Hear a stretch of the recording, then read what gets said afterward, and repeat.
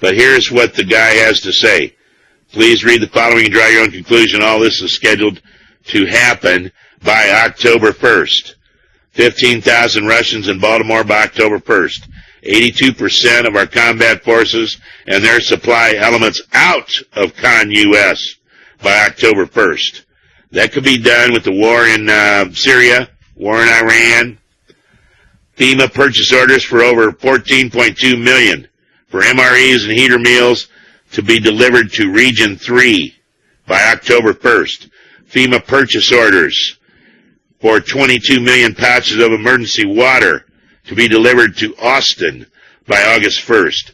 9-week training course for UN peacekeepers in CONUS to learn urban warfare English and U.S. weapons system beginning the 4th week of July for 386,000 troops to be completed by October 1st.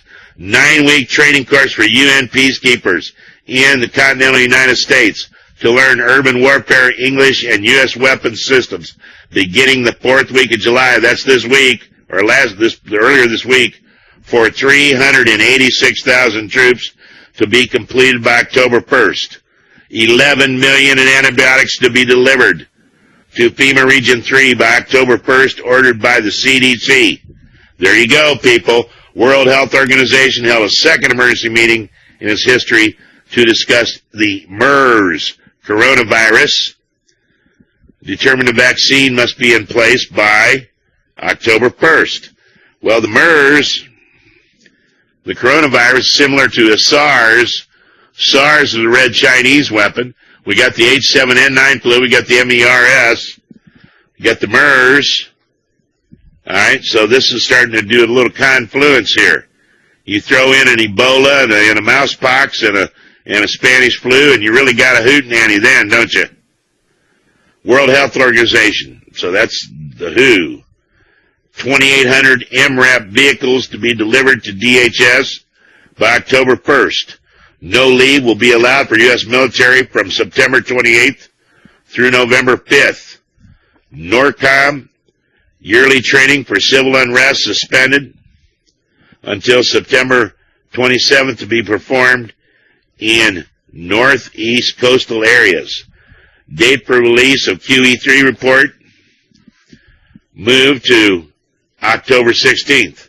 All DHS agents must qualify with sidearm, shotgun, and AR-15 by September 28th. No mention of the yearly lethal qualification. Sporadic testing of GPS and communication satellite is coordinated for the first time with testing date September 29th. Allegedly POTUS mandates to FEMA and DHS concerning support for metropolitan communities dealing with the extreme climate change must be complete by October 1st. These mandates were issued during the last 3 weeks. Over 300 school systems in the U.S. have been determined they need 3-day kits for each school and 3-day kits with each child or student to take with them. All deliveries are scheduled for the month of September. Why are you going to have kids with 3-day kits to take with them? Because they're going to be removed by bus to the secret compound.